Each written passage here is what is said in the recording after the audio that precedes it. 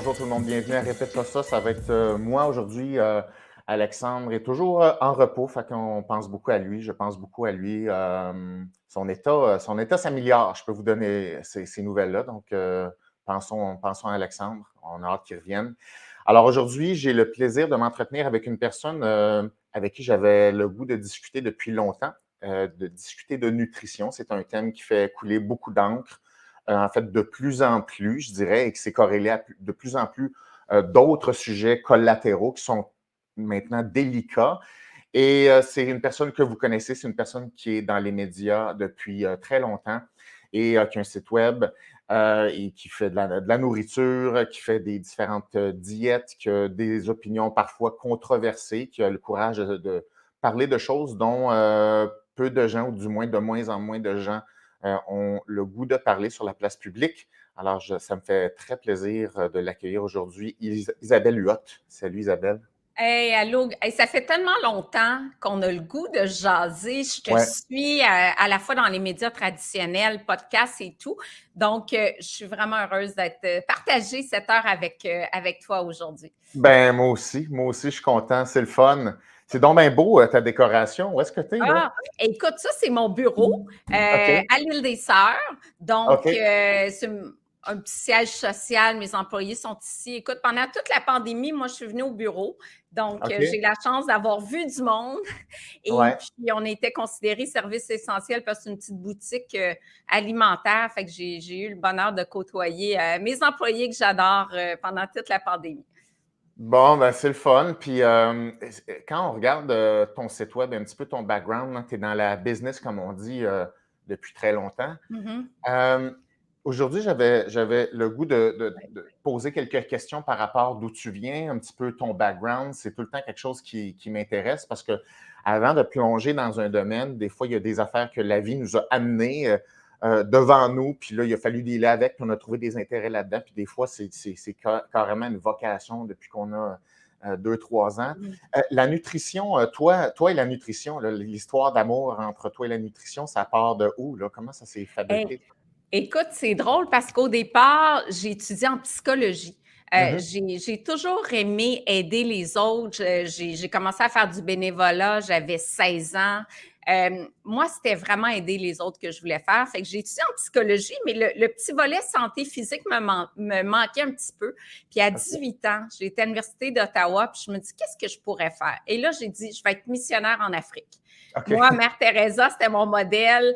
Je suis empathique, altruiste. J'avais vraiment envie d'aller aider. Et j'ai entendu parler d'une prof en nutrition internationale, Hélène Delille, à l'Université de Montréal, qui faisait des missions en Afrique pour contrer l'insécurité alimentaire, la malnutrition, les déficiences en fer, en vitamine A. Puis je me suis dit, ben là, c'est ma place. Fait que j'ai arrêté d'étudier en psycho. Là, je me suis rapprochée de Montréal pour étudier avec Hélène Delille. Puis en Ontario, on rentre à l'université avec une seule année de cégep, même sans cégep. Donc, il a OK. fallu que je refasse mon cégep pour finalement rentrer en nutrition auprès d'Hélène Delille. Et c'est vraiment pour ça que je suis allée en nutrition. Tu sais, les gens me disent, est-ce que tu voulais être dans les médias? Un peu comme toi, j'imagine, c'est comme un concours de circonstances. C'est pas qu'on avait Mhm. envie de faire de la télé, pas du tout. C'est très loin de mon objectif initial là, qui était d'aller travailler en Afrique.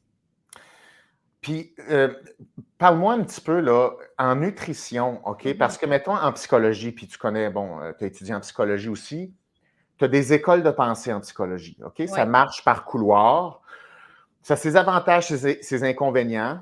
Ça dépend comment c'est utilisé, hein. Tout est dans la tête du thérapeute à quelque part. Mais en nutrition, comment ça marche? Parce que moi, j'aurais le goût de valider certains mythes, peut-être, certaines choses Mm.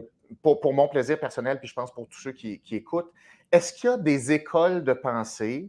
Comment Oui. ça fonctionne? Est-ce qu'il y a des courants? Toi, comment tu vis ça là-dedans?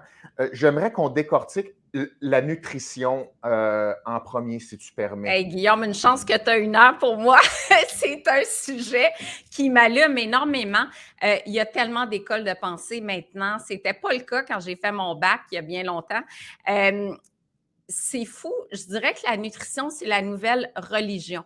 Il y a des sujets autour de la table en famille qu'on ne parlait pas, là, la religion, la politique, mais maintenant, Ouais. c'est rendu la nutrition. Parce qu'il y a des écoles de pensée. Il y a un discours extrêmement polarisé autour de ces écoles de pensée-là.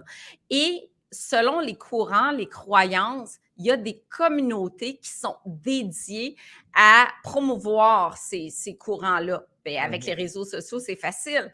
Et je vais donner quelques exemples. Ouais. Puis moi, j'ai été sur la place publique plusieurs fois à donner mon opinion sur une approche alimentaire, alors que les pères n'osaient pas se prononcer, ils m'écrivaient en privé « Bravo pour ton courage, moi j'ai peur de cette communauté-là qui est agressive, qui est une genre d'inflexibilité de pensée. » Et moi, je suis pour les débats, j'aime échanger, je suis vraiment pour les débats, mais je me suis fait ramasser plus d'une fois. Je vais donner quelques exemples. À une époque, j'étais à Isabelle Maréchal et là, c'était vraiment le courant de la diète hypotoxique de Jacqueline Lagacé, sans produits laitiers, sans gluten. Puis moi, je me suis prononcée contre en disant « Attention, c'est pas pour tout le monde ». Mais là, la vague des sans gluten, là, qui était une communauté tissée serrée, ils m'ont rentré dedans, là, solide. Après ça, il y a eu la vague du régime cétogène. Le keto diet, très populaire encore aujourd'hui. Quoique le jeûne intermittent vole un peu la vedette. Et je me suis prononcée contre plusieurs fois, que ce soit à Denis Lévesque, que ce soit dans les émissions à TVA avec lesquelles je collabore. Je me suis fait rentrer dedans là, solide. Là, on parle de plainte à mon ordre professionnel. Je ne suis plus nutritionniste, je suis sortie de l'ordre pour plusieurs raisons. Donc, je ne peux plus porter le titre de nutritionniste diététiste, mais à l'époque, je l'étais. Des plaintes à mon ordre, des messages haineux, agressifs, des menaces de mort au bureau en lettres, des menaces de mort sur Facebook. Cette fille-là, il faut la mettre en prison. Elle est dangereuse pour la santé de la population. Quand j'ai un doctorat en épidémiologie, promotion de la santé, je valorise la diète méditerranéenne, les saines habitudes de vie, puis je nuis à la santé de la population. Attends une minute, là. En tout cas, bref, ça a été dur parce que on sait qu'on est public, personnalité publique, je ne sais pas si tu le vis, il y en a qui nous aiment, il y en a qui nous aiment pas, puis c'est assez facile à voir avec les réseaux sociaux, sauf que d'avoir des centaines de messages négatifs écoute, ça a été terrible, ça a été vraiment difficile à vivre. J'étais seule à naviguer dans ce courant de haine-là. On parle de quand exactement, juste pour qu'on se situe? Parce que l'évolution des choses est importante socialement aussi. Bon, 3 ans, je te dirais. Il y a 3 ans. Il y a 3 ans, oui. Et j'ai eu peu d'appui de l'ordre, peu d'appui des collègues. Bref, ça a été vraiment difficile parce que moi puis Olivier Bernard, le pharmacien, on était les seuls à s'être prononcés. Puis maintenant, il y en a d'autres qui l'ont fait, mais à l'époque, j'étais vraiment comme pionnière. Par la suite, il y a eu... Attends, parce que c'est arrivé plus d'une fois. Ah oui! Juste un instant, c'est parce qu'il y a tellement d'affaires importantes dans ce que tu dis. On pourrait faire minimum 2 heures là-dessus. Tu étais dans l'ordre. Ça, c'est très important, ça, ce dont on discute là. Pas juste pour toi puis moi puis nos pairs, mais pour le grand public. Il faut comprendre que lorsqu'on est diplômé d'un doctorat de quelque chose qui est associé à un ordre, 99% des étudiants le font pour faire partie de l'ordre, bon, pour correspondre aux critères d'un ordre, parce que c'est ça qui va leur donner un emploi, la crédibilité, etc. Là, quand tu es sous cet ordre-là, ben, c'est l'ordre un petit peu qui te dit, je dis, qui peut te taper sur les doigts si tu fais des problèmes, pas des problèmes. Évidemment, un ordre sert à protéger le public. Ça, c'est parfait. C'est exactement ça l'objectif. Mais là, la question, c'est, puis c'est la question que j'ai le goût de te poser. Quand tu as eu ces plaintes-là, ces menaces de mort-là, quand tu t'affirmais, comment réagissait l'ordre pour te protéger là-dedans? Bien, il n'était pas présent ou pas du tout présent. J'ai senti très, très peu d'appui. Et le pire, c'est que moi, je défendais une prise de position de l'ordre sur le régime cétogène. Prise de position qui avait été faite et qui avait été gardée dans l'ombre parce que les porte-paroles de l'ordre avaient peur de défendre cette prise de position-là sur la place publique.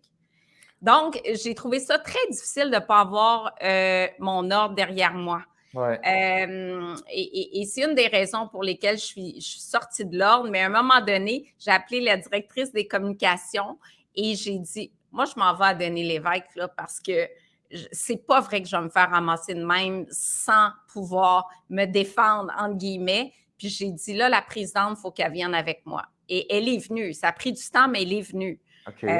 pour parler de cette approche-là.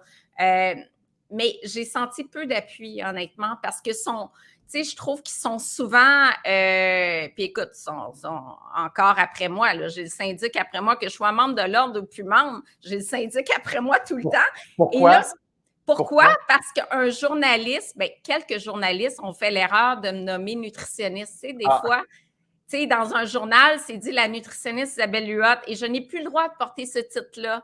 Donc, puis évidemment, c'est venu de plaintes de diététistes nutritionnistes que je porte et pourtant, jamais moi, je vais le dire, jamais. J'ai le titre de docteur, j'ai un doctorat titulaire d'un PhD. Je peux dire que je suis docteur en nutrition et je peux pas dire que je suis diététiste nutritionniste, mais je l'emploie jamais, mais par erreur, certains journalistes ont utilisé. Puis j'ai une liste Je suis avec le syndic en ce moment, comme si j'avais le temps.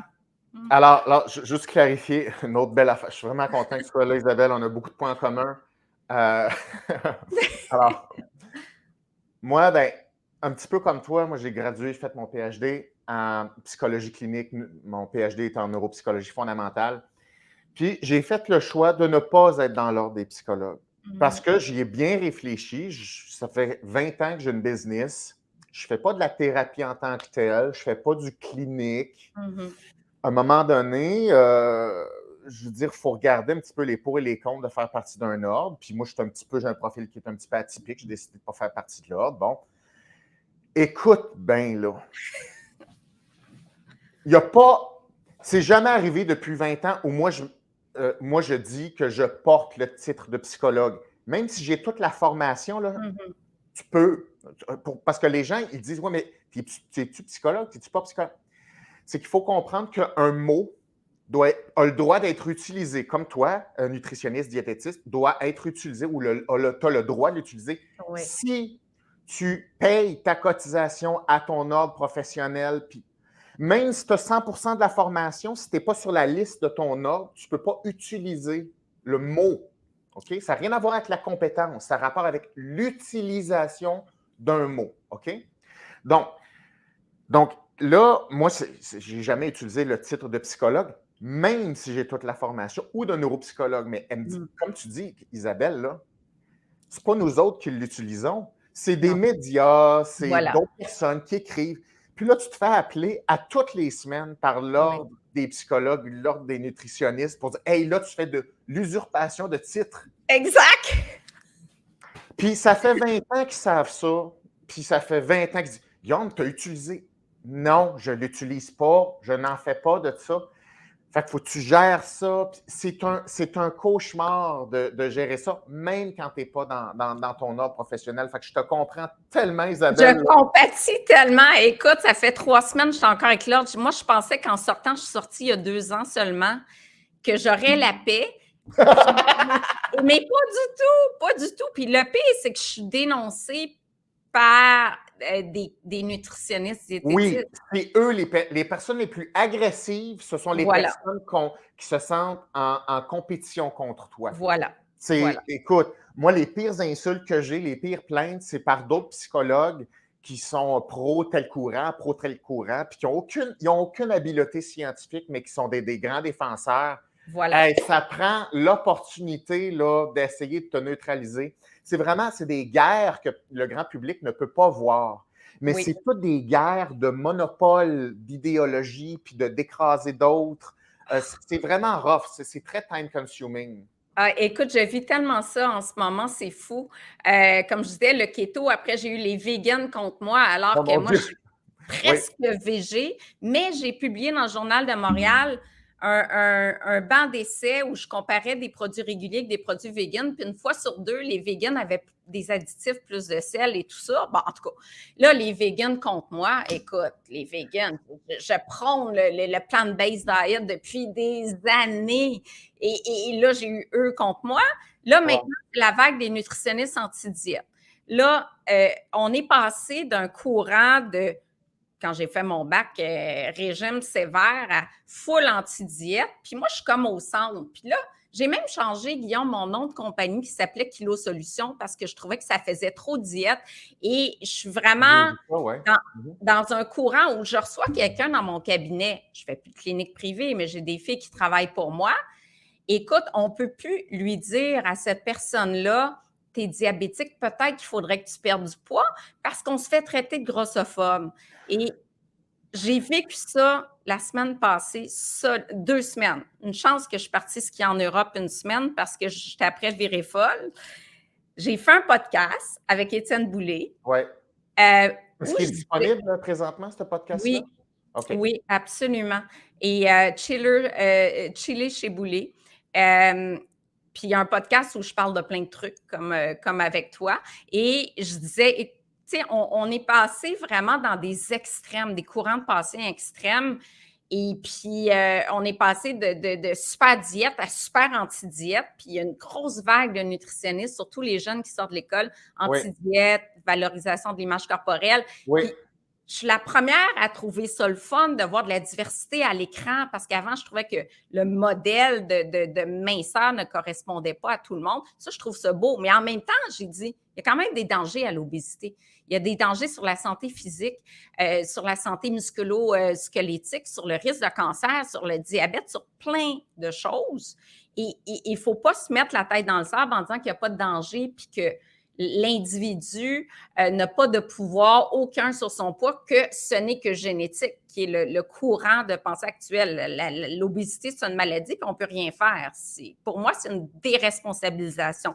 Fait que, bref, je parle un peu de ça, mais mhm. oh my God, le courant, ça a été terrible, les messages haineux, agressifs que j'ai reçus en me disant que j'étais grossophobe, que j'étais là que pour promouvoir des affaires de perte de poids et c'est tellement pas le cas, mais de l'agressivité. Tu dis, les gens qui se disent intimidés, discriminés, m'ont attaqué personnellement, mais tu n'as pas idée des messages que j'ai reçus, ça n'a aucun sens. J'ai une certaine idée, je peux te rassurer. Oui, OK, mais c'est terrible comment on m'a rentré dedans, en tout cas, ça a été extrêmement, extrêmement sévère. Et alors que quand tu écoutes le podcast, je suis bienveillante, empathique. Bref, c'est ça. Puis je suis comme plein de gens m'ont écrit encore en privé. Hey, je compatis avec toi, mais j'ose pas le dire publiquement. Je sais pourquoi vous l'écrivez pas publiquement sous le podcast. Oh non, j'ai peur parce qu'ils sont agressifs, ces gens-là. Ben, c'est dans l'air du temps, hein. Euh, c'est une ère de victimisation pathologique, carrément. Il n'y a pas d'autre concept qui décrit mieux, de façon transversale, les groupuscules qui sont de plus en plus sclérosés, de plus en plus rigides. Et Rigidité. ouais, c'est des guerres territoriales, idéologiques, et Oui, c'est carrément c'est une arme, les médias sociaux maintenant. oui. Ça sert à faire carrément exploser la crédibilité d'une personne, à essayer de neutraliser une personne.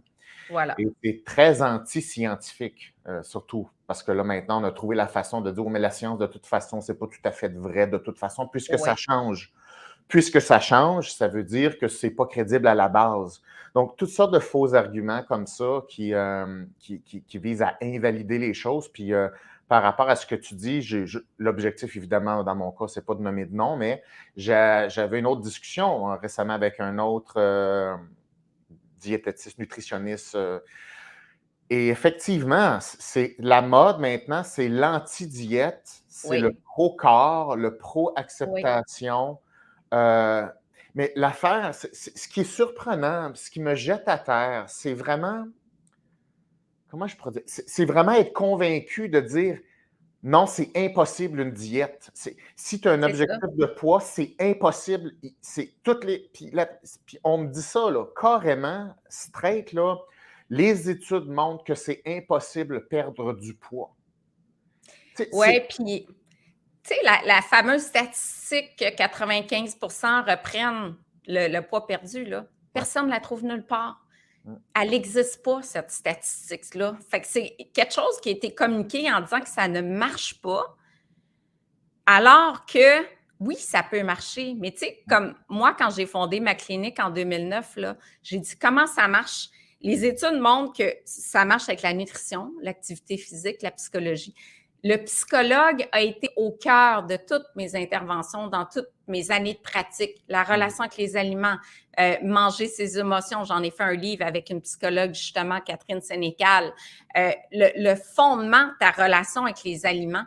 Et c'est une approche qui peut fonctionner. Puis, tu sais, je trouve ça dangereux de dire, regarde, tu as un excès de poids, tu as un IMC à 35, même l'IMC, on ne peut plus en parler. Écoute, c'est rendu fou, là. On m'a dit, là, tu parles d'obésité, c'est même plus un terme reconnu. Maintenant, il faut dire personne grosse. OK, mais l'OMS parle encore d'obésité. Dans les études, on parle encore d'obésité. C'est rendu qu'on ne peut plus se prononcer. Et je ne sais pas où on s'en va, Guillaume, avec ça. Puis, tu sais, c'est est-ce que moi, je vais filtrer ce que je dis parce que je me fais ramasser à chaque fois? Je trouve ça plate d'être rendu là parce qu'un débat, ça peut être sain. Pourquoi qu'on est dans des extrêmes? Moi, je ne suis pas pro-diète, mais je ne suis pas anti-diète non plus. Je m'adapte à la personne devant moi. Tu sais, on s'adapte aux gens dans nos cabinets, dans nos cliniques. En tout cas, je trouve que c'est difficile à vivre, honnêtement, d'avoir des messages comme ça. J'ai eu beaucoup de messages de nutritionnistes anti-diète. On comprend bien pourquoi tu es sorti de l'ordre, bon débarras, etc. Là. Ne faites plus confiance à Isabelle, elle n'est plus membre de l'ordre, donc elle n'a pas de bagage. Ben non, j'ai juste 15 ans d'université versus 3 ans pour le bac, tu sais. Ouais, oui, c'est ça. C'est des attaques de neutralisation ou d'attaques à la crédibilité. Oui, Oui, c'est quelque chose qu'on voit là, de pair, malheureusement. Et c'est assez générationnel aussi. Donc, ce sont oui, des jeunes qui sont ce sont des gradués qui sont beaucoup plus jeunes parce qu'il y a tout un impact générationnel là-dedans. voilà. Et donc, il y a une espèce de format, là, je dirais, là, entre 25 et 27 ans et en bas, c'est la catégorie qui est la plus sujette à l'idéologie, pro-acceptation de tout, tout ce qui est relatif à l'inclusion, tout ce qui est Ben relatif voilà. à anti toute forme de discrimination, donc pro-inclusion de tout, même des choses qui sont déraisonnables. Il y a comme, c'est une espèce de brainwash, je dirais, là, ça ressemble à une espèce de brainwash où est-ce que là, on prend des statistiques puis de la science, puis c'est comme twisté ou interprété de façon opposée à ce que ça veut dire. C'est complètement fascinant. Et les gens pensent que la science, comment je pourrais dire ça? C'est comme si les gens pensent des fois que la science est détachée de l'esprit humain. C'est-à-dire, tu as de la science, la vérité est là. Ça te prend une tête pour l'interpréter, ta science. Oui. Tu peux pas, la vérité ne sera pas sur ton bout de papier. Il faut que tu comprennes c'est quoi les statistiques, comment tu interprètes ça. Ça prend un jugement qui est le moins biaisé possible. Je ne dirais pas non biaisé parce qu'il y a toujours un petit biais, mais la volonté au moins de ne pas être biaisé pour interpréter ta science. Mais Mais j'aime ça ce que tu dis, Guillaume, parce qu'effectivement, c'est les jeunes filles qui viennent de finir leur bac, ouais, qui ont 23 ans, ouais, 24, 25, 26, qui ont 2, 3 années de pratique, c'est tout. Et puis, ce sont les pires. ouais, Et ouais. moi, je suis venue avec, je suis vue avec une vision archaïque de la nutrition. Attends, là, on se tient à jour, là, je suis sûre que tu es comme moi, là. On lit encore les études scientifiques. Je fais de la formation continue régulièrement. Tu sais, on est impliqué dans notre domaine, puis on a soif d'apprendre. Fait que, tu sais, c'est pas vrai que j'utilise encore ce que j'ai appris au bac il y a 30 ans. Là, on n'est plus là-dedans, là. Tu sais. Non, non. Mais Mais est-ce comment qu'un tu. jour, moi, j'espère qu'on va revenir dans l'équilibre. Je me dis, on était d'un bord à l'autre. Est-ce qu'on peut retrouver la raison, en guillemets, puis comme tu dis, d'avoir la science derrière qui nous dit, ben regarde, oui, puis ça peut être d'autres choses, mais l'obésité, le surpoids, il y a des conséquences sur la santé. À partir de ça, qu'est-ce qu'on fait? C'est la décision individuelle de dire, je fais des modifications dans mes habitudes de vie ou je n'en fais pas. Et ça, je vais respecter ça, la personne qui décide qu'elle est bien comme ça, qu'elle ne veut pas faire de compromis, qu'elle ne veut pas améliorer ses habitudes de vie. Mais quelqu'un qui veut le faire, y a-t-il le droit de venir rencontrer un professionnel de la nutrition et d'entamer une démarche? Tu sais? Mm. Mm. Ouais, ben, il y a beaucoup de gens qui me posent la question: «Où est-ce qu'on s'en va? Est-ce que ça va revenir? Ah, c'est des ballons». Ouais, mais c'est parce que j'aimerais ça juste dire: «Ah, c'est une question de temps, là, ils vont se ramener». Mais il faut comprendre, c'est quoi les moteurs de ce type de réflexion-là ou de positionnement-là? Oui. Et c'est très complexe, puis ça part du niveau politique, social, technologique, parce que les médias sociaux changent complètement la donne, mais complètement, Vraiment. complètement. C'est plus les mêmes règles de comment Non. une personne se forge des opinions, à quoi elle adhère, dans quel groupe elle se tient. Donc c'est nouveau, c'est nouveau. C'est depuis 2011 qu'on voit vraiment le shift majeur de ça, là. Fait que c'est Mmh. encore on est encore en train de dealer avec ça. Puis tu sais, dans des lives, tu sais, il y a eu souvent, tu sais, quand je fais des lives, j'ai des questions du public. Puis là, j'avais des questions par rapport à, OK, mais qu'est-ce qui arrive pour une personne qui est en surpoids? Est-ce qu'il y a-t-il des différences psychologiques? Puis effectivement, la littérature est 100% claire. Oui. 100%. C'est même pas une affaire obscure, mais c'est une affaire qui est comme tabou. Que oui, les personnes qui sont en surpoids ont des caractéristiques psychologiques différentes qui créent des comportements internes différents puis des comportements Mmh. externalisés différents. Donc, mais on ne peut pas dire ça maintenant. Tu sais, maintenant, là, tout ce qui a rapport avec le corps, c'est pris sous la gâchette de la discrimination. Alors que Oui. c'est le contraire. C'est comme il faut prendre responsabilité de ces choses-là. Donc, Bien, moi, je parle de religion parce que j'ai l'impression que ces communautés-là sont en mode conversion. On ouais, veut te ouais, convertir. Tu sais, ouais. c'est le cétogène, régime keto, c'était pareil, là. C'est de la conversion. Ils sont en mode conversion, puis c'est des communautés très actives, puis très inflexibles. Puis un discours tellement polarisé que c'est même plus le fun d'aller parler de ces sujets-là, là. Alors qu'avant, moi, les débats m'alimentaient Ouais, énormément. C'est comme ça qu'on évolue, c'est comme ça qu'on apprend. ouais, ouais. Non, c'est ça, il y a un danger maintenant. Puis le danger, en fait, c'est que des activistes, il y en a toujours eu. Le problème, Mmh. c'est que les activistes ont quand même réussi quelque chose. Ils ont réussi à faire peur suffisamment à l'ensemble de la population, dont les leaders, pour faire en sorte qu'ils sont maintenant protégés de chaque bord. C'est comme il y a des gens qui sont dans le milieu un petit peu en sandwich. Fait que tu Mmh. ne peux pas compter sur ton leadership pour dire non, ça, c'est pas vrai, on ne fera pas soutenir une cancellation, par exemple, ou le fait que tu te fasses blaster devant tout le monde ou discréditer. C'est que tu n'as plus de protection. Fait qu'on est Oui, entre des leaders qui veulent bien paraître et qui ne connaissent pas la littérature. La plupart c'est du ça. temps, ils ne savent même pas comment lire un article scientifique, ils ne savent même pas c'est quoi une statistique. C'est Donc, tu sais, c'est comme, on veut que ça aille bien. L'acceptation, ça look bien, ça. Tu sais, l'antidiscrimination, c'est super. L'antiracisme, le ouais, pro-tout. Bon, mais écoute, tu sais, qui est contre des valeurs humaines? Ben, personne. Qui est pour l'exclusion? Mais personne. c'est Mais ça. c'est juste que c'est pas opérationnellement de la façon dont ça se passe. Fait que les gens qui sont plus, je dirais, peut-être un petit peu plus en contact avec les faits, l'aspect clinique du truc, la science, ben, tu es coincé entre un étau, là, présentement. Fait que c'est ça qui est Exactement. difficile. À suivre, hein? Ouais, ouais. Non, c'est ça, c'est vraiment tough. Mais là, mais toi, comment tu fais?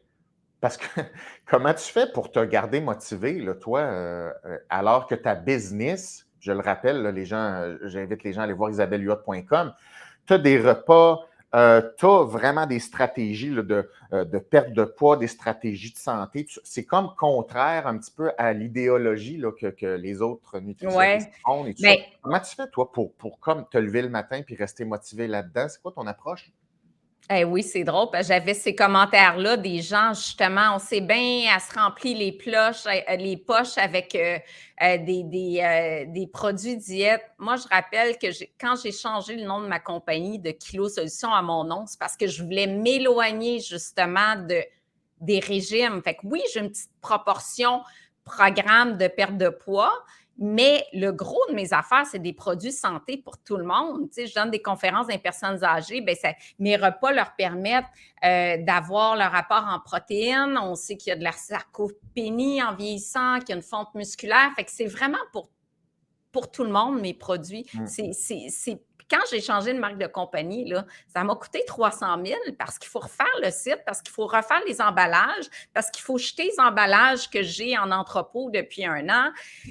J'ai été déficitaire dans mon entreprise pendant 2 ans parce que je voulais être justement dans un courant qui était la santé et non plus la diète. Puis ça, les gens ne comprennent pas. On sait bien, elle fait des produits pour perdre du poids. Oui, c'est 5 de mon entreprise. Le reste, c'est des collations pour toute la famille. C'est des repas pour tout le monde. Tu sais, c'est vraiment des céréales, des mélanges à muffins pour la famille. Fait que je suis plus dans ce courant-là de diète. Peut-être que parce que je l'ai déjà été quand j'ai lancé l'entreprise en 2009, je voulais une approche saine de la perte de poids. Je trouvais que souvent, on avait des options de protéines liquides. Ça n'avait pas de sens. Puis j'ai dit, moi, mon approche, c'est psychologie, nutrition, kinésiologue. Et c'est comme ça que j'ai lancé l'entreprise en 2009. Mais en 2022, c'est plus ça maintenant. J'ai évolué. Et oui, j'offre encore une perte de poids saine équilibrée. J'ai encore nos psychologues, nos kin. Mais j'ai aussi des produits pour tout le monde. Fait que quand on me dit je suis là pour faire du cash avec mes solutions de perte de poids, je ne suis pas une entreprise de perte de poids. Du moins, je ne le suis plus depuis que j'ai changé mon nom de compagnie. Mais tu sais, mettons que je joue à l'avocat du diable parce que c'est ça que les groupes font. Ils font comme, ils diraient, oui, mais tu as juste arrangé ton package pour mieux que ça passe, pour que ça soit encore plus insidieux. Ouais, Tu comprends? je pense pas. C'est quand tu es obsédé, là, Oui, quand on est obsédé, mettons, à être sur ton cas, oui. c'est comme un trouble obsessionnel compulsif. OK? C'est un trouble obsessionnel compulsif, même s'il n'y a aucun indice de danger, il va s'organiser pour trouver un danger et focusser là-dessus. C'est la définition d'une obsession. L'obsession te permet de trouver quelque chose qui n'existe pas. C'est ça qui est incroyable. Puis moi, tu vois, ma thèse était dans le trouble obsessionnel compulsif. Puis il y a tellement de similarités avec des troubles alimentaires et de l'obsession.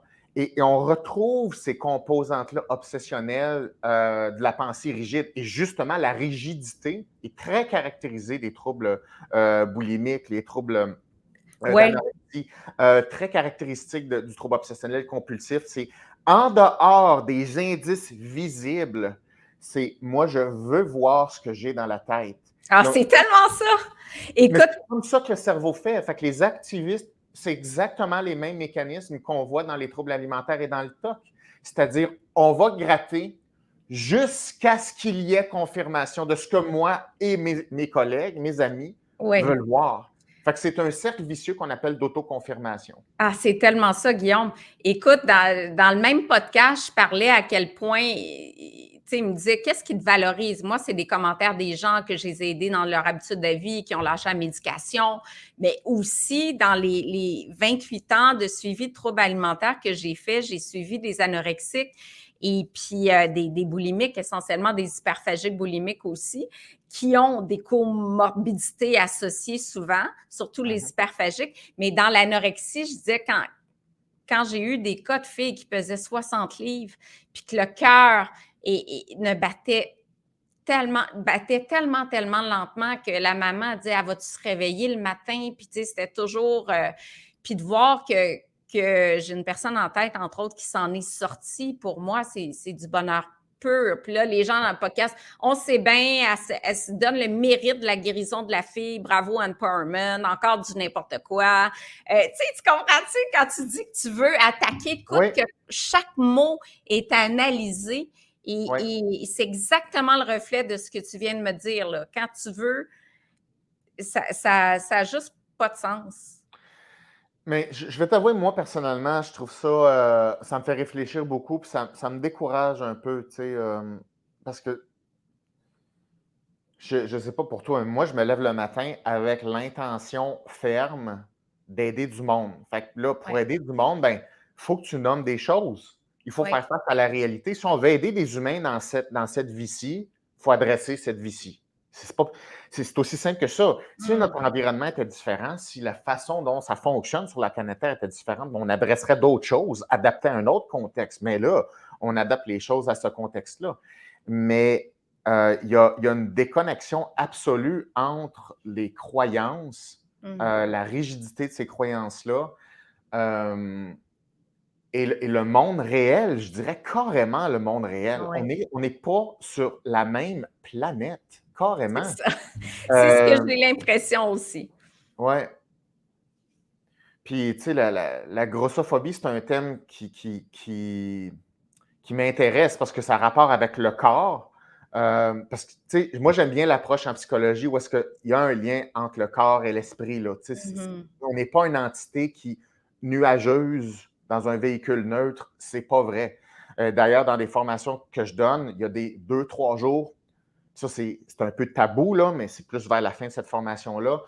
On ne parle que du corps, c'est-à-dire le Ouais. corps dans lequel tu es né, ton visage, la forme de tes sourcils, tes yeux, ta Mmh. posture, comment ton gras est distribué, comment tes épaules, tes ratios sont faits. Ça crée des choses chez l'interlocuteur, ça crée des choses sur ta propre représentation.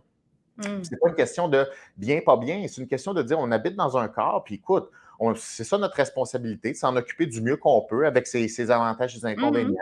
Des fois, tu es plus chanceux, des fois, tu es moins chanceux. Ben oui, qu'est-ce que tu veux que je te dise? C'est C'est ça. une réalité quand même.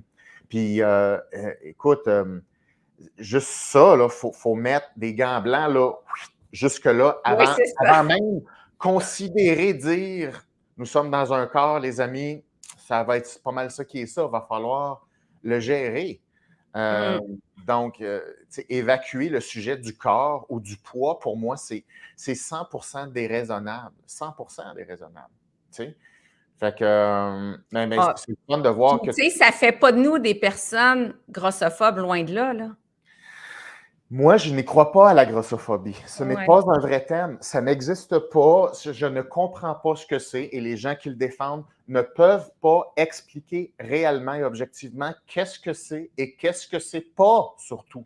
Où est la limite de ton phénomène? Tu me C'est dis qu'il y a un ça. phénomène qui existe. Montre-moi-le. Mmh. Explique-moi-le. Mais non, mais ça, c'est caractéristique de tout ce qui est pro-inclusion, c'est que les balises n'existent pas. C'est une lutte. Exact. Donc, ce n'est pas un phénomène précis, c'est une lutte en arrière d'une bannière, comme une autre bannière, comme Mmh. l'antiracisme. Comme tout le Oui. monde est raciste maintenant, Ben puis même oui. si tu n'es pas raciste, on va trouver une façon non consciente du fait que, dans le fond, tu es raciste. Oui. Ça n'a pas de sens, ça. Fait que ça, C'est c'est ça. comment créer de la guerre. Puis les leaders, ça devrait être eux qui s'opposent à ça pour dire non, ça, une société ne peut pas être gérée comme ça. Mais c'est un. Et surtout le Canada, là, c'est très puissant. Au Canada, c'est une pente qui est complètement une dérive vers la gauche, l'anti-victimisation. Donc, c'est ça, j'en ai eu des conversations sur OK, mais c'est quoi la grossophobie? C'est comme phobie de la grosseur. Il y a des gens qui ont Mmh. peur des gros, ils se sauvent. C'est quoi que le mot veut dire, phobie? Qu'est-ce que veut dire phobie? Mmh. Fait qu'il y a des gens qui sont apeurés des gros. Non, mais c'est pas ça. Et là, on part dans toutes sortes de choses qui n'ont aucun fondement. Mais explique-moi-le. Donc, puis l'affaire qui est délicate, c'est que, puis ça, c'est vrai. C'est comme, on ne veut pas créer de la discrimination. Mmh. Ça, c'est vrai, ça. Mais ça, Ben c'est oui. un bon objectif. OK. Est-ce que c'est facile? Ben non, parce que ça prend des balises. Ça ne se fait pas comme ça, de la discrimination. Mmh. Tu sais? Fait qu'évidemment, on ne veut pas qu'une personne grosse soit discriminée. Ça a-tu Non. du sens? Ben oui, ça a du sens. OK, mais comment qu'on fait pour savoir s'il s'agit de discrimination versus s'il ne s'agit pas de discrimination? Ben là, pour l'instant, c'est de la discrimination, peu importe ce qu'on fait, alors que c'est pas du tout l'intention. Hum, Donc, hum, tu sais, c'est ça, de dire que, tu sais, grossophobe, qu'on discrimine, qu'on juge les personnes grosses, parce que c'est le terme qu'elles veulent se faire appeler maintenant, parce que moi, je disais, OK, une personne souffrant d'obésité, ah non, non, non, non, ça, c'est épouvantable, parce qu'il y a le mot souffrir dedans, puis il y a le mot obésité qu'on ne peut plus utiliser non plus. Mais le langage compte. Hein. Pour ceux qui nous écoutent, peut-être qu'il y en a qui vont dire un gars, quand même, tu appelles ça d'un mot ou un autre. le langage est important parce qu'on évacue dans le langage toute forme de responsabilité. Et si tu Mmh. évacues une responsabilité, ça veut dire que tu construis, tu entretiens le mythe que c'est la société qui te doit quelque chose. C'est la Mmh. pire, c'est la pire, parce que quand tu n'as plus de responsabilité, la dette devient l'environnement vers toi. Mmh. Donc, ça, c'est la technique pour t'auto-réguler sans aucune responsabilité. C'est-à-dire, donc, si tu modifies ton langage, c'est carrément, tu switches ton compte en banque, de dire, ben non, il faut que tu t'occupes de ton compte en banque à toi. Mais si tu switches le langage, comme, non, non, c'est beau, t'attends. C'est la société qui a une dette envers toi, dans le fond, de la façon dont c'est formulé. Donc, Mmh. c'est très insidieux. Et le langage et la communication changent le rapport aux choses. Ça change la Absolument. directionnalité des mouvements. Et ça, Mmh. c'est pour ça que la liberté de parole, être capable de nommer des choses, c'est extrêmement important. Puis là, en ce moment, on Ouais. est tellement dans une espèce de mythe de l'idéologie d'inclusion, diversité, équité, sur tous les thèmes auxquels on peut penser et ou revendiquer par les groupes, que ça fait en sorte que c'est plus possible même nommer des choses. On peut plus nommer des choses. On peut-tu être au centre? On peut-tu non, là, maintenant, c'est le wokisme, la gauche, absolument. C'est pour ça que je me dis, moi, que ça peut pas rester de même, c'est trop extrême, tu sais? Écoute, Isabelle, honnêtement, moi, je pense qu'il n'y a pas, je pense qu'il y a pas une heure dans ma journée, à tous les jours, je pense pas à ça, tu sais. Ouais. Puis je me pose la question, c'est comme, OK, mais c'est quoi les mécanismes qui vont être nécessaires pour que ça revienne un peu? Je ne les vois pas présentement parce que, mettons que tu veux t'échapper de la réalité, Mmh. tant et aussi longtemps que les mécanismes qui te permettent d'y échapper restent là, tu vas prendre cette Il y aura sortie-là. pas de changement. Bon, que comment on fait pour avoir ce ballon-là? Il faut que ces fuites-là puissent arrêter. Mais comment tu fais pour arrêter ces fuites-là quand la plupart sont virtuelles? Parce que c'est des communautés C'est qui sont ça. virtuelles. Ça ne se passe pas dans la réalité, ces Non, choses-là. Les non. mobs, la mob qui attaque, par exemple, qui est agressive, que ce soit vegan, féministe, Mmh. extrémiste, antiraciste, rien ne s'exécute dans la réalité. Il n'y a Voilà, pas de réel regroupement organisé. C'est oui. juste, ça suit la pensée. C'est de l'instantanéité. Ça se joue online, ça. Et il le fait online et c'est ça. Puis quand je vois des spécialistes de la santé qui ont le même discours que moi, je suis comment ça que c'est toujours moi qui ai attaqué? C'est parce que je suis très présente sur les réseaux sociaux. Je suis facile à attaquer. Les Ouais. cardiologues, les médecins, les chercheurs qui ont vraiment la même vision, la même approche que moi, ben ils sont pas sur les réseaux sociaux. Fait qu'ils ils se sentent pas menacés comme moi du tout, là. Non. Non, puis c'est très dommage parce que souvent, les personnes les plus compétentes sont plus, je dirais, sensibles à la critique, sont moins habituées à être exposées Mmh. à la critique, à être exposées médiatiquement. Puis évidemment, tu sais, je veux dire, quand tu t'en vas dans un cursus académique qui va durer 10 ans, 15 ans, 20 ans, tu t'en vas là parce que tu t'intéresses au sujet, tu t'en vas pas là Oui. pour faire des médias. Fait qu'à un Non, moment pas donné, du tout. pourquoi aller te blesser publiquement et courir la chance maintenant de ne pas recevoir des critiques, d'être annulé et de perdre la crédibilité? Oui, c'est L'enjeu ça. est tellement grand que personne n'a le goût d'investir, de mettre sa carrière en jeu, ses années d'études. Tu sais, Ah, c'est ça, c'est tellement ça, Guillaume, parce que moi, le faisant et continuant à le faire, en ayant des attaques sur ma crédibilité, c'est ce qui me fait le plus mal. Parce que ce que j'avance, c'est basé sur la littérature, toujours, toujours, mmh, toujours. Puis ouais, d'essayer de m'abaisser, qu'on m'abaisse sur n'importe quoi, mon physique, n'importe quoi, ça me touche pas ou peu, mais qu'on me touche sur ma crédibilité scientifique, là, ça, je l'accepte pas. C'est ce qu'il y a de plus important pour moi. mmh. Mmh. Ben, c'est de l'insulte, tu sais, C'est carrément, là. ça. Mmh, mmh. Ouais. Non, c'est dur, gars. Moi, je dirais l'équivalent, là, pour moi, que j'ai vécu il y a peut-être 2 ans, j'étais en train de faire la promotion de mon livre. Mmh. J'ai écrit un livre sur la communication, des stratégies de communication, comment créer des relations qui portent justement sur les mécanismes qui sont universels, pas des Mmh. mécanismes de groupe, mais des mécanismes humains qui font en sorte que même si les humains sont différents les uns les autres, on peut créer des relations. Bref. Mmh. Euh, Puis en plus, ça a donné que c'était pendant la promotion d'une émission de télé que j'ai faite sur la communication interculturelle où je m'en vais dans des tribus, puis Ben j'explique. oui, c'était génial. Ouais, ouais, ouais. Bon, fait que je suis là-dedans et là,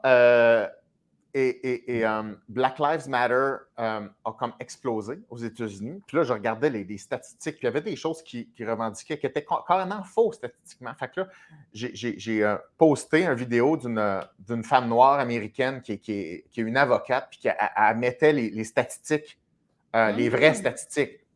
Ne- Juste ça.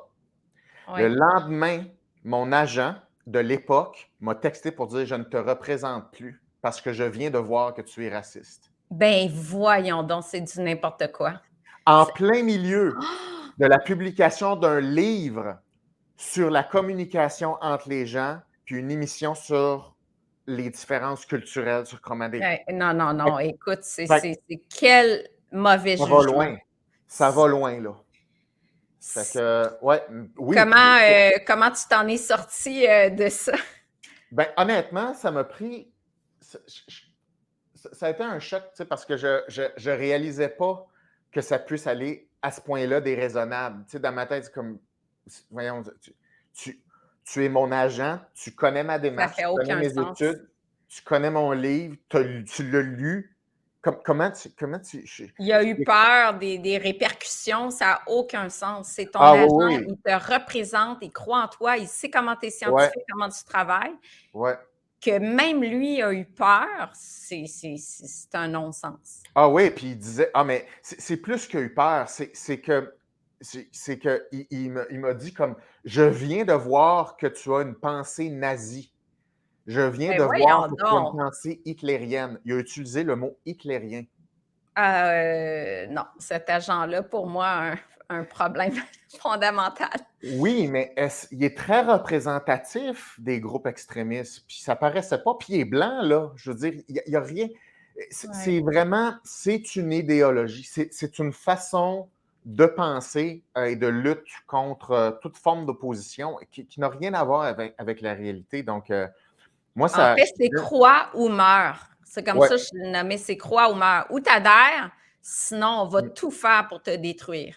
Ben, c'est comme une religion. Je veux C'est dire, une ça. guerre de religion, tu peux pas tu sais, la religion, c'est très difficile à discuter, là, tu sais, ton Mmh. Dieu, tes concepts, tu sais. À un moment donné, c'est pour ça qu'on a dit: «Regarde, tout le monde a droit à sa religion, puis c'est bien correct», tu sais. À un moment donné, on va pas comme ostiner ça. Mais là, l'affaire, c'est qu'on rentre à nouveau dans des guerres religieuses avec toutes sortes, Oui. d'idéaux, là. Donc c'est pour ça qu'on peut pas discuter tant que ça. Fait que quand même on dit: «Ouais, non, avec la communication, ça fonctionne». Ça dépend avec quel mindset tu vas dans Ben une oui. communication. C'est pas toutes les Communiquer communications avec qui pas marchent. d'ouverture, on communique pas, là. Ben non, exactement. Puis un débat, faut que tu sois là, pas pour convertir l'autre, c'est pour amener le meilleur argument, puis l'autre va amener ton meilleur argument, puis C'est là ça. l'espèce de tension entre les 2 va faire en sorte qu'on va pouvoir évoluer avec ça. Mais je veux dire, c'est ça l'idée du dialogue. Fait qu'on a Mmh. on peut plus parler de ça, maintenant. Fait que mais toi, est-ce que tu as OK. des enfants, toi? J'ai pas d'enfant. OK. Non, moi, j'ai pas d'enfant. J'ai vraiment misé beaucoup sur ma carrière, mes voyages, mais j'ai aussi le syndrome des ovaires polykystiques, donc je pouvais pas avoir d'enfant. Mais mon Ah. regret, c'est que j'aurais aimé adopter. Ah, OK. J'aurais beaucoup aimé adopter en Afrique, qui va en lien avec, ma mission d'aider là-bas. Mon conjoint voulait pas. Ça a été une déception. Encore à l'âge de 40 ans, je suis allée pour adopter, dans un organisme, qui travaillait avec le Bénin. Puis Ouais. ça, c'est mon regret. Moi, j'aurais beaucoup, beaucoup aimé adopter en Afrique. C'est mon Ah grand ouais. regret. Fait que je me suis n'ayant pas d'enfant, j'ai toujours été workaholic là, assez intense. Genre Ah pendant ouais? mon bac, j'avais 2 jobs. Pendant mon doc, je travaillais à temps plein. Pendant ma maîtrise, j'étais chercheur, en même temps, un poste à temps plein. Fait que tu sais, j'ai toujours, eu ça en moi, puis je pense que le fait que j'ai pas eu d'enfant, ça a fait que je me suis plongée dans mon travail, assez Mmh. intense, assez même, déséquilibré, là. Ah ouais, hein? Ouais. Tu as pas beaucoup de hobbies ou, tu te reposes pas beaucoup? C'est quoi là qui te fait dire ça? Ouais, ben écoute, non, ben j'ai-tu des hobbies? C'est pas vrai, j'arrive d'une semaine de ski en Europe, j'ai renoué avec le ski parce que quand j'ai fait ma maîtrise en Europe à Genève, je skiais énormément dans les Alpes, donc ça me manquait, puis je suis retournée après 25 ans skier dans les Trois-Vallées, j'ai trouvé ça Mhm, merveilleux. mhm, Moi, ma passion, c'est vraiment les voyages. mhm. Donc, je travaille fort, fort, fort pour partir souvent. Je suis un peu comme toi, j'ai fait 65 pays. Fait que moi, j'adore m'imprégner des cultures, aller dans les marchés publics. J'adore voyager. Là. Je suis partie à 18 ans avec mon sac à dos en Europe toute seule. Et parce que mes amis ne voulaient pas suivre, parce qu'on était trop jeunes. Puis mes parents étaient bien inquiets que ça. À l'époque, il n'y avait même pas Internet. Fait qu'imagine, ta fille, elle s'en va en solo pendant 3 mois toute seule en Europe. Puis ça, les voyages font partie de ma vie. Puis on dirait que le fait que j'essaie de voyager souvent, ça me procure l'évasion que j'ai besoin. Fait que moi, quand je suis au Québec, de travailler fort, de travailler 7 jours sur 7, ça ne me dérange pas parce que je sais que j'ai un voyage où je vais m'évader qui s'en vient. Là. Ouais, ouais, OK. Mm. Le voyage. Puis là, quand tu voyages, as-tu comme une espèce de billet bouffe, dans le sens, est-ce que t'es-tu du style regarder toutes les petites épices, les petites affaires? Est-ce Oui. que c'est-tu quelque chose qui t'habite sans arrêt, la nourriture puis la nutrition, même quand tu voyages? Quand je voyage, c'est pas la nutrition dans le sens nutriments ou tout ça. C'est vraiment goûter Ah, plaisir à plus. le plaisir, OK, tu sais, OK. d'aller dans les marchés. Moi, je tripe sur les marchés publics, je pense, au Vietnam ou d'aller dans des comme l'Inde, c'est un voyage qui m'a énormément marqué aussi. Tu sais, dans la visite des bidonvilles, écoute, des moments marquants avec des gens. Mhm. Tu sais, je me souviens dans le bidonville, les hommes sortent, puis ont sorti une guitare, puis on s'est mis à danser. Tu sais, ils n'ont rien, mais sont comme tellement heureux. Là. Et Mhm. le marché des épices en Inde, les épices en Inde, c'est-tu merveilleux dans le vieux Delhi. Puis moi, c'est souvent les visites des marchés, que ce soit à Istanbul, à Marrakech ou en Inde, il y a une énergie dans les marchés Ouais, publics, une ouais. effervescence de sons, d'odeurs, de gens. Là, en Inde, on ne peut pas être plus collé que ça. Mais en même temps, c'est toujours ça qui me marque le plus de mes voyages, moi. Les Mhm. marchés publics, la nourriture locale.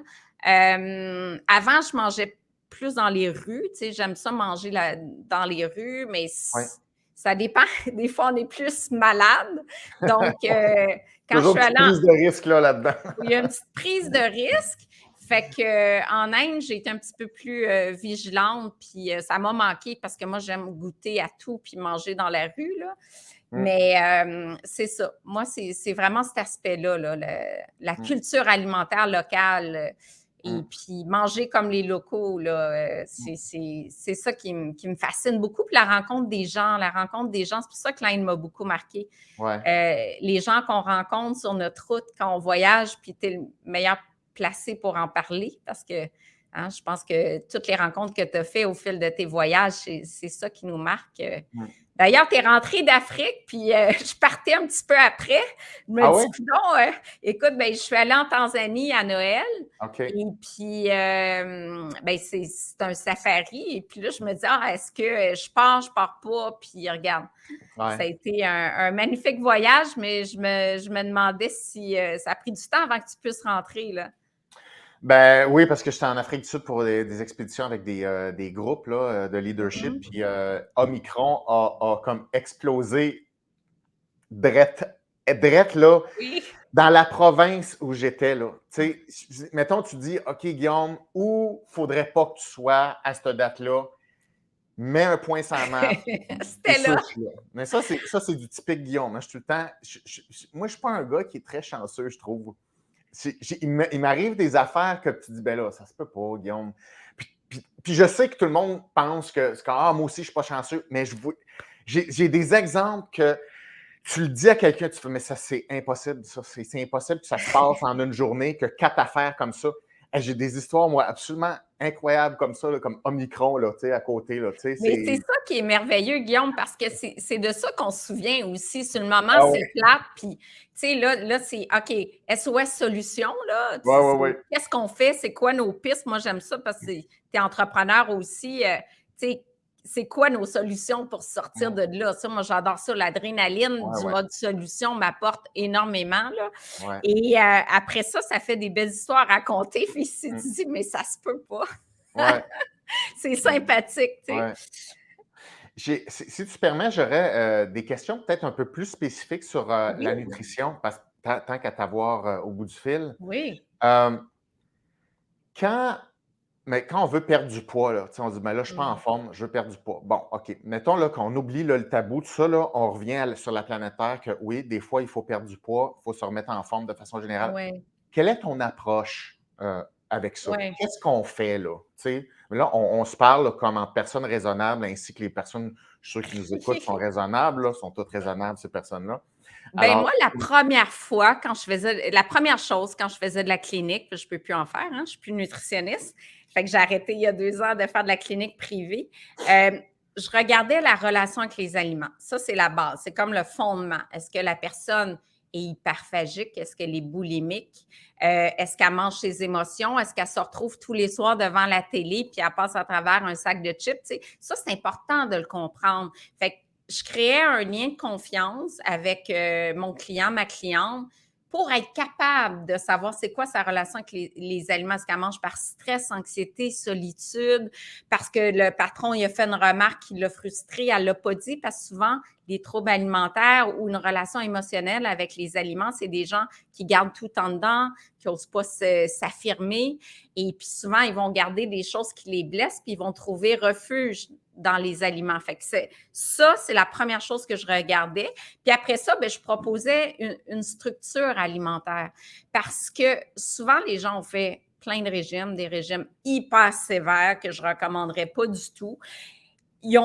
Sont plus connectés à leurs signaux de faim, de satiété. Fait que je remets comme une structure alimentaire. C'est quoi une alimentation équilibrée qui répond à tes besoins de femme ménopausée, par exemple, peu active, sédentaire. Puis là, je fais un cadre alimentaire essentiellement riche en protéines, mais qui n'a aucun interdit, là. Un cadre alimentaire où j'essaie d'amener 20 grammes de protéines par repas, une alimentation qui est riche en fibres. Et puis, en parallèle de ce cadre-là, qui remet une structure, bien là, je travaille vraiment le volet émotionnel, la restructuration cognitive, les pensées négatives, genre, j'ai mangé une palette de chocolat. Ah, je suis pas bonne, je vais encore engraisser. Euh, Toute la culpabilité qui vient avec, de changer ces pensées-là pour quelque chose de je me suis fait plaisir, comme moi je mange du chocolat tous les jours, ça me fait plaisir, je trouve ça le fun, je le savoure. Fait que d'être dans un mode comme ça, fait que tu sais, j'ai vraiment l'aspect nutritionnel, cadre alimentaire, protéines, fibres, jamais des menus en bas de 1500, 1800 calories selon les gens, adaptés aux besoins, mais avec toute l'approche de bienveillance à côté, d'aspect psychologique, de confiance en soi. Puis écoute, il y a des clients et clientes que j'ai vus 100 fois, 150 fois. Fait que, tu sais, c'est un peu comme un psy. On sort des fois, c'est une relation d'entraide, puis on sort des fois de la nutrition pour, hmm. pour travailler autre chose, tu sais. Par rapport à ça, je suis allé Oui, voir sur le site de l'Université de Montréal, mettons là, comme moi, je veux faire un bac en nutrition. Je suis allé oui. voir un peu c'est quoi les cours, OK? Mhm. Alors, j'ai été absolument, en fait, j'avais émis d'avance cette hypothèse-là, mais ça a été confirmé. Dans le fond, moi, ce que j'ai vu, c'est qu'il y a absolument aucun cours obligatoire en psychologie de base, à part 2 cours optionnels, 2 sur une banque de 800 cours. Donc, finalement, il y a 0 cours de psychologie. Ouais, Euh, alors que un des nerfs de la guerre, comme c'est ce que je crois aussi, c'est ce que tu dis aussi, c'est ce qu'on appelle la relation avec la nourriture, qui ouais. est, en termes psychologiques, une relation qui est autant symbolique Mm, qui est une relation qui est en fait une relation avec un renforcement qui est hyper puissant. C'est de la oui, pure psycho. C'est de la oui, pure psychologie, mais avec des connotations, avec des layers de signification, puis des relations avec l'image. Puis écoute, c'est d'une complexité Et moi, j'aimerais t'entendre sur est-ce que tu Mmh. trouves que la formation d'un nutritionniste telle qu'elle est en ce moment est adaptée en fonction des challenges réels des clients? Pas du tout. C'est un bon point vraiment parce qu'on n'a aucune formation sur les troubles alimentaires, sur l'aspect psychologique. Moi, je m'y suis intéressée. Fait que c'est pour ça que quand j'ai fait ma maîtrise à Genève, j'ai pris une formation en parallèle sur l'hyperphagie. Pourquoi que c'est pas enseigné au bac? Moi, je trouve que les filles, je sais, j'ai eu plusieurs stagiaires qui sortaient de l'université, puis à chaque fois, je disais à l'école, c'est rare, j'ai eu quelques bons stagiaires, mais en général, je pourrais dire qu'un sur deux n'était pas prêt à faire la pratique clinique, n'avait pas, c'était trop théorique, pas d'aspect psychologique du tout, pas de réflexion, il y a des gros, gros manques. Je suis 100% d'accord avec toi. Il faudrait revoir le programme complètement. Il n'est plus à jour. Il y a beaucoup de travail à faire du côté de la formation académique. Hmm. Ben, c'était mon intuition. Je voulais quand Ah même oui. prendre le temps de t'entendre là-dessus parce que, tu sais, j'ai beaucoup de clients en privé. La plupart, je dirais que c'est plus féminin que masculin comme enjeu, là, Mm. mais veulent être bien dans leur peau, dans leur corps, veulent se sentir fiers d'eux, être en forme. C'est absolument normal de vouloir ça, puis c'est sain. La question, c'est comment tu vas arriver à ça? C'est ça. Ça, c'est la stratégie. La stratégie, ça n'a rien à voir avec l'intention. L'intention, OK, c'est un bon point de départ, mais après ça, comment tu fais ça?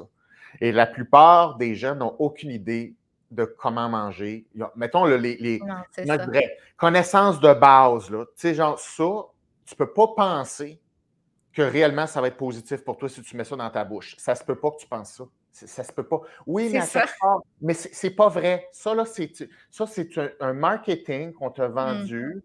Puis c'est pas vrai que ce Gatorade-là va t'amener. on- on- les mythes fusent de tout. OK, donc, fait que là, tu as des connaissances de base en nutrition. Mais moi, c'est pas ma job. Fait que moi, je ne conseille pas mes clients, mes clientes en nutrition. Par contre, j'y réfère Ben pour oui. mettre une structure de base, OK? Au Oui, moins une ordre de base, autant sur le plan de l'exercice physique, parce que ça va ensemble, oui. euh, que l'alimentation. Mais je le sais dans ma tête que il faut que j'opère sur son cerveau parce que c'est le même cerveau qui va interpréter tout ce que cette personne-là va vivre au niveau alimentaire, au niveau quand elle se regarde dans le miroir, au Ah, niveau c'est de son clair. sentiment d'efficacité, au niveau de sa gestion de la culpabilité, entre autres. La culpabilité qui est un thème qu'il faut, selon moi, est un thème central qu'il faut maîtriser dans toute forme d'intervention de modification Ah, comportementale, absolument. particulièrement la nourriture. Et comment tu travailles là-dessus, la culpabilité? Il faut enseigner qu'est-ce que c'est. Il faut comprendre la bébite. Je passe des heures à expliquer ça avec un client. C'est pas juste comme, OK, là, tu vas faire telle affaire. Le cerveau, il va décalisser. C'est ça. Le cerveau, ça C'est fait ça. n'importe quoi. Ça Exact. fait, ça fait tout. Fait il faut que. Puis il y a plein de concepts là, qui sont en parallèle en plus de la culpabilité, comme par exemple l'anxiété. Si l'anxiété est hors contrôle, ta culpabilité va rentrer dans le tordeur Ah de oui. toute façon. Fait que D'ailleurs, c'est drôle parce que dans les troubles alimentaires, je suis en formation continue justement encore sur l'hyperphagie, puis il y a souvent de l'anxiété qui est reliée. Troubles de déficit d'attention, anxiété, puis d'autres codépendances, c'est souvent dans le pattern de la personne qui va oui, souffrir d'hyperphagie, là. oui, c'est typique, c'est connu, c'est démontré. Il y a des personnes qui sont plus renforcées par des variables externes, qui sont très high dopaminergiques. Fait que les Oui, personnes qui ont tendance à faire de l'hyperphagie, dont des personnes qui souffrent d'obésité, oui. ont tendance à être hyper réactives au niveau dopaminergique et ont tendance à avoir des renforcements puis des motivations de type externe ou introjecté de type. Il y a plusieurs types de Mhm. sous-motivations. Mais on n'est pas dans des motivations intrinsèques. Non. Donc, juste ça, tes patterns de motivation vont influencer ton anxiété, qui est un autre thème, mais qui a quand même une interaction entre tes patterns Mm. motivationnels et ton anxiété. Puis après ça, tu as toutes sortes de régulateurs là-dedans, comme la culpabilité comme on a Mm. vu, qui est une espèce de, de, de construit qui va rester relativement rigide et permanent parce que ça s'enclenche dans des systèmes rigides qui se maintiennent dans l'anxiété avec le temps, qu'il faut Mm. défaire. Mais Mm. il faut comprendre cette machine-là. C'est pour ça que la nourriture, c'est un petit renforcement qui va circuler dans tout ce bordel-là psychologique. Fait que quand même, tu te motives à manger ton brocoli aujourd'hui, là, c'est d'une superficialité sans nom. Puis la façon d'avoir du succès, c'est qu'on n'a pas le choix, il faut adresser tout ça. Ben, c'est ça. Fait que tu reviens avec l'approche holistique, tu sais, psycho, nutrition, travail d'équipe, sport, kinésiologue, tu sais, c'est vraiment une approche multidisciplinaire, là. Oui, on n'a pas le choix. C'est impossible. Et je te donne juste une autre chose que je vois que je n'en reviens pas, qu'il faut que j'enseigne ça. L'incapacité à un clinicien en général, un clinicien, un coach thérapeute, whatever, à peser le niveau approprié de difficulté de la tâche pour un client à un moment donné. Mm. Les gens sont théoriques, sont là dans leur idéaux de c'est ça qu'il faut faire, ça c'est ce qui est reconnu, ça c'est telle affaire. Puis ils ne sont pas capables de faire le lien entre ce qu'ils viennent de dire qu'il faut faire avec le client, puis que ce que le client est capable de faire et comment il va réussir à le faire juste pour les 7 prochains jours. Juste ça. Il Le monde faut. ne réalise pas. Ils ne réalisent pas, il y a des obstacles à l'adoption des nouveaux comportements, tu sais, fait qu'il faut vraiment y aller en douceur, donner des outils pour quand ces obstacles-là vont se présenter. Et ça, c'est comme pas enseigné à l'école, tu sais, c'est Ben pas non, enseigné du tout. parce que si tu gages mal le niveau de difficulté, c'est sûr que tu vas avoir un rebound. Parce que, mettons, la personne, là, par un miracle, elle s'est motivée pendant 7 jours. OK? Mettons, ça n'arrivera sûrement pas, mais pendant 7 jours, elle réussit le miracle. Le coût émotionnel de s'empêcher, d'inhiber ses pulsions, de désobéir, va coûter tellement cher que tu vas avoir un backlash. Fait que là, après ça, regarde qu'est-ce que la nouvelle génération dit. Ah, mais les études montrent que ça ne marche pas, les régimes. C'est comme si tu me dis, je viens de me casser 2 jambes, puis là, on fait faire du jogging à quelqu'un, puis on fait, ah, tu vois, ça ne marche pas. Fait que tu vois que le jogging, hein, ça ne marche pas. C'est comme si tu me dis un abrutissement comme ça, puis le monde me dit ça, là, straight face, tu regardes les études. Tes études, est-ce que. Je ne sais même pas quoi leur dire tellement que il faut vraiment vouloir pas comprendre la réalité humaine, puis la sursimplifier autour de concepts d'enfants. C'est un concept d'enfant, c'est un concept de maternelle, ça. Puis c'est pour ça que la nutrition, pour moi, c'est comme tu vas embarquer dans la nutrition, j'espère que tu es équipé parce que tu t'attaques au renforcement social, d'image, d'auto-valorisation, renforcement carrément, je veux dire, physiologique. Tu t'attaques à rien de moins que ça, puis toi, tu vas me sortir tes grammes de ci, puis tes grammes de ça, puis là, l'image de ci, puis on va. Tu sais, ça pour moi, ça, c'est ma guerre. Ça, c'est ma guerre personnelle. La lutte contre la sursimplification de la psychologie humaine et du comportement. Fait que tu vois, je m'énerve, hein? Je te l'avais dit que je m'énerve. J'aime ça. J'aime ça. C'est comme cette discussion-là. C'est un vent de fraîcheur pour moi. J'adore ça. Tu dis les vraies affaires, tu es transparent. Ça fait du bien. Ça fait du bien de te jaser. Puis ça fait du bien d'avoir cette approche-là dans un monde où plus personne n'ose rien dire. Vivement, Guillaume. J'adore ça. Genre, je fais mon best à tous les jours et je fais mes petits, j'ai mes petits défis à tous les jours comme toi, là, je pense, comme tout le monde qui sont passionnés. Évidemment, on n'est pas les seuls, hein, c'est juste que des fois, il y en a qui sont moins vocaux que d'autres, tu sais, il y en a des moins plus introvertis que d'autres, puis c'est correct aussi, mais tu sais, je pense que des fois, je pense qu'un des risques, c'est de se sentir isolé, tu sais. Parce que moi, je vais t'avouer, des fois, je trouve ça difficile parce que c'est comme, la plupart des psychologues sont très, très gauche, là, sont très acceptation de tout, sont dans une bulle de bien-être, de style méditation, yoga, troisième vague, mindfulness. Il y a des idéologies là, vraiment, vraiment graves en psychologie, comme par exemple qu'il n'y a plus d'hommes et de femmes. C'est une illusion d'être un homme et une femme. Non, c'est rendu fou, là. Mais ils sont sérieux. c'est sérieux, puis c'est enseigné à l'université, là. Tu sais, fait que c'est sûr que dans un domaine, on peut se sentir de plus en plus, je dirais, isolé. Puis je pense que des fois, c'est un Oui. peu ton cas, où est-ce Bien, qu'on tout voudrait avoir. simplement parce que le mouvement de gauche, il parle plus fort, mais Ouais, on a plein derrière nous, mais c'est des gens qui sont plus discrets, qui n'osent ouais, pas le dire, ouais, alors que le mouvement de gauche sont forts, sont sur toutes les tribunes. ouais, Fait que, tu sais, on a l'impression qu'on est isolé, mais dans les faits, il y en a beaucoup qui pensent comme nous. ouais. Mais le problème, puis encore, félicitations à l'extrême gauche qui a réussi à créer un climat de terreur Ah, tel on veut oui. plus parler. Je te donne un exemple. Là, ce qui se passe là, est-ce que tu as Mmh. entendu parler du Bill 67 en Ontario? Ah, pour les non, vas-y. Là, aujourd'hui, Oui. on est rendu à la troisième lecture qui est une des dernières fois pour faire passer un projet de loi. Et à date, Mmh. le projet de loi passe. Alors, tenez-vous bien. C'est un Vas-y. projet de loi qui vise à réformer toutes les institutions scolaires Oui. en Ontario pour enseigner l'antiracisme Mmh. dès l'âge préscolaire. Puis là, il faut vraiment lire le projet de loi, là. Ça ne tient pas debout. Il n'y a rien qui tient debout une seconde. C'est d'une gravité tellement grande et il n'y a pas un chat qui s'est opposé à ça. Il y en a un, là, Mmh. ça commence, parce que là, il commence à lire les détails puis il dit: ça n'a pas d'allure, ça commence. Mais même les conservateurs, puis ils disent absolument rien. C'est complètement, là, c'est une pente. Donne un exemple concret, par exemple, de qu'est-ce qu'il y aurait dans ce projet de loi-là, là? Je te donne un exemple. Ça veut dire, dès l'âge préscolaire, maintenant, tous les professeurs doivent avoir un entraînement d'antiracisme.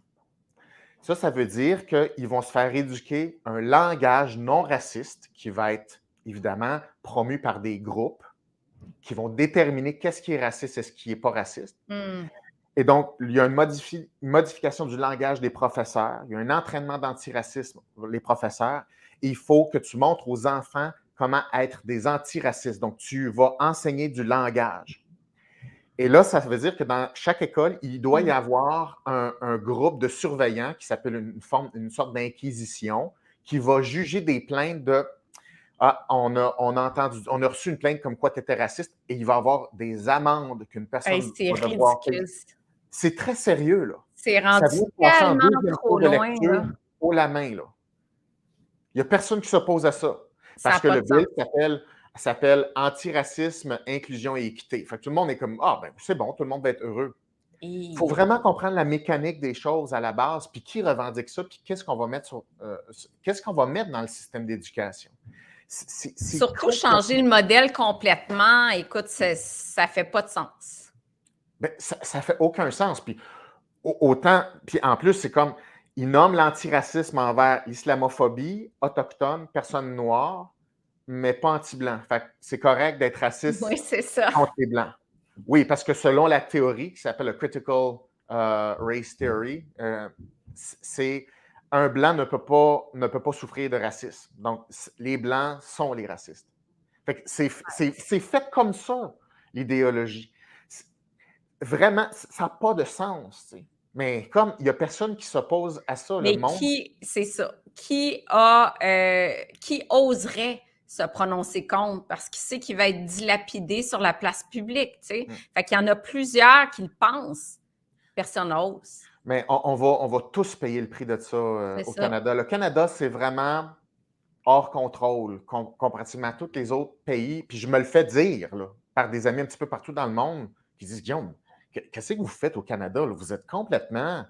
Si vous êtes en train de passer un autre cap là, dans la direction où vous allez, qu'est-ce que vous faites? Là? OK, je suis Il va y avoir contente d'entendre ça parce que c'est pas comme ça que ça se passe en Europe, là.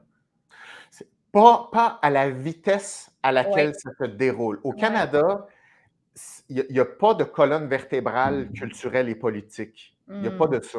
C'est c'est le vrai. terrain idéal pour aller en guerre idéologique parce que tu as pas Mmh. d'opposition. Puis on est très, on n'a pas une histoire canadienne qui est la lutte pour préserver notre pays puis de guerre. On n'est pas des revendicateurs. On n'a pas Non, cette pas histoire-là. du tout. Fait que nous autres, on a appris que tu peux faire confiance à des institutions, puis ça va être bien correct. On n'a jamais été bafoué comme maintenant. Ce qui fait en sorte qu'on n'a pas le réflexe de dire hey, wow, je m'oppose à ça, puis hey, il faut que tu Mhm. gardes un œil là-dessus. Si l'autorité te dit ça, c'est bien correct. Fait que c'est comme, ah, ben, si tout le monde va dans ce sens-là, c'est bien correct, mais c'est pas arrêtable là, présentement. Fait que non, le Canada est une autre planète versus euh, Mm. le reste des pays, même de gauche, là, je veux dire, là. Ouais, Fait que c'est pour ça que, tu sais, c'est un espèce de chapeau général qui teinte différents enjeux, dont la nutrition. C'est mm. pas, tu sais, la nutrition fait partie d'un système idéologique de victimisation en général. Ouais, C'est la mode. Fait que, tu sais, de dire non, non, des personnes obèses, ça existe, puis je veux dire, c'est pas vrai que c'est comme une question d'apparence physique. Ça n'a pas rapport avec l'esthétisme. On ne parle ouais, pas d'esthétisme. pas du C'est tout. fait que tu vois que c'est tout Ouais, twisté autour de la diversité corporelle, alors que ce n'est pas une question de diversité corporelle. On s'en balance de la diversité corporelle. Ça ne s'applique pas au sujet. Mais c'est caché en arrière de toutes sortes de façades qui n'ont rien à voir avec le réel phénomène. exactement. Je pensais jamais qu'on irait aussi loin avec la nutrition. Des fois, hey, on parle juste de Oui, nutrition ou de oui, diète. Voyons donc, c'est rendu tellement loin. oui, oui, oui. Fait que c'est ça. Écoute, on lâche pas, comme on dit. On lâche pas. On lâche pas. On a plus de points en commun qu'on pensait, là. Oui, puis je suis sûr que les gens qui nous écoutent aussi, tu sais, à un moment donné, je pense que si on est moindrement bienveillant, puis on est moindrement ouvert, on est capable d'entendre un peu le bon sens, puis c'est pas être extrémiste, le Pas bon du tout. sens, tu sais, c'est de vouloir accéder à plus de vérité, puis travailler ensemble, Oui, puis je pense que, tu sais, en fait, la majorité des personnes sont raisonnables dans ce sens-là, mais cette majorité-là est silencieuse, ce qui elle est est très différent. silencieuse. C'est ça le problème. Mm. Mmh. Isabelle, ça m'a fait vraiment plaisir de t'accueillir. Hey, ça va vite! Je peux pas croire que ça fait 1 heure qu'on se parle. Ça a passé comme une discussion de salon, là. C'est comme Oui, si j'étais dans ton salon puis on jasait, là. J'ai oui. adoré ça. Merci pour ton ouverture, puis tu es passionné. C'est vraiment le fun de jaser avec toi. Ben, pareillement, merci beaucoup. Puis j'en profite hein, pour mentionner ton site web isabellehuot.com, toutes sortes de Mhm. services qui sont là, très diversifiés. J'invite les gens à aller voir le site web qui est très bien Oui. fait, qui est très beau visuellement. On retrouve de l'information sur toi, sur ta bio, ton background, sur ta philosophie, différentes approches, différents types d'accompagnement, différents types Mhm. de menus Mhm. pour ceux et celles qui n'ont pas trop le temps de cuisiner et qui veulent manger quelque chose qui est bon. On va se tenir au courant, ma chère Isabelle, puis je te Oui, souhaite avec plaisir. bon succès, puis merci pour ton travail. Merci infiniment. Bye. Bye!